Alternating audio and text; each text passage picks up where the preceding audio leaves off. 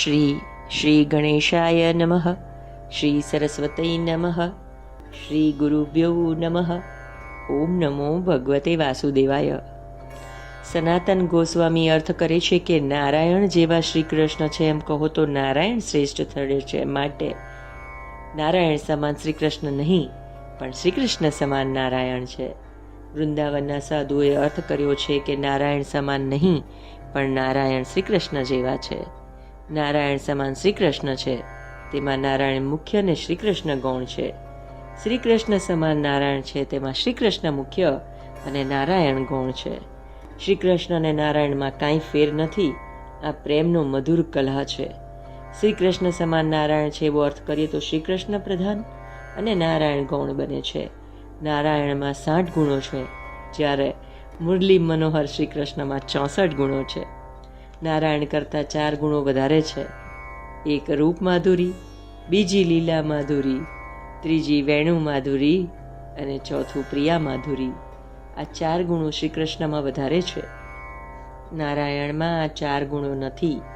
નારાયણને 4 હાથ છે, તેથી તેઓ થોડા બેડોળ લાગે છે.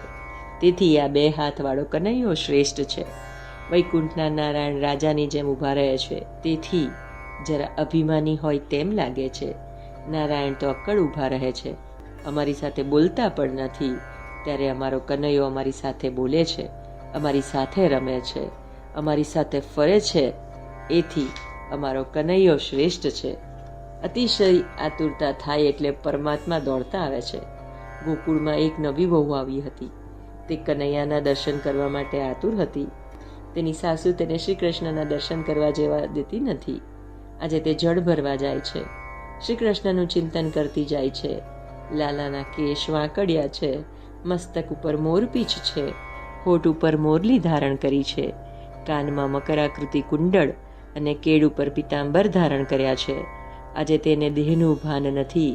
છૂમછૂમ કરતો કનૈયો પાછળથી આવે છે.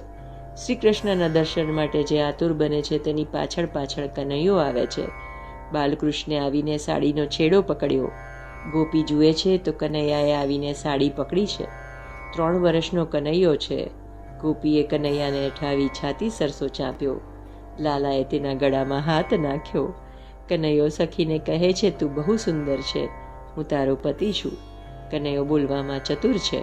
કનૈયો તેને કહે છે, રાત્રે રાસમાં આવજે. કોઈ દેવ એવો છે કે રસ્તે ચાલતી કોઈ સ્ત્રીને કહે કે તું મારી છે ને હું તારો છું? કનૈયો સર્વનો પિતા છે, પતિ છે અને બાળક પણ છે. વિચારો, કોઈ દેવ એવો છે કે જે રસ્તે ચાલતી સ્ત્રીના ગળામાં હાથ નાખી શકે? પરિસ્થિતિ દેવો પણ બીએ છે. વૈકુંઠના નારાયણ મર્યાદા પુરુષોત્તમ છે, ત્યારે આ કનૈયો પુષ્ટિ પુરુષોત્તમ છે. કનૈયો કરે છે તેવી લીલા મનુષ્ય તો શું, દેવો પણ કરી શકે નહીં. શ્રી કૃષ્ણ દેવોના પણ દેવ છે.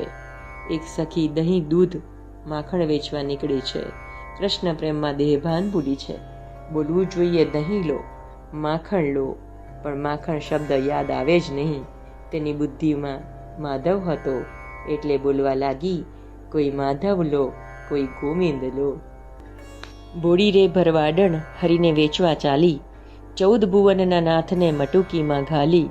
બોડી રે ભરવાડણ હરીને વેચવા ચાલી, ગિરિવરધારીને ઉપાડી મટુકીમાં ઘાલી રે.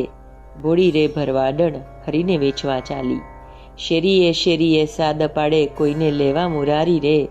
બોડી રે ભરવાડણ હરીને વેચવાને ચાલી, નાથ અનાથનાને વેચે ચૌટા વચ્ચે આહિર નારી રે.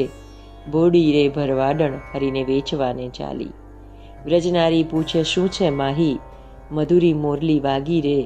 બોડી રે ભરવાડણ હરીને વેચવા ચાલી, મટુકી ઉતારીને જોતા મૂર્છા સૌને લાગી રે.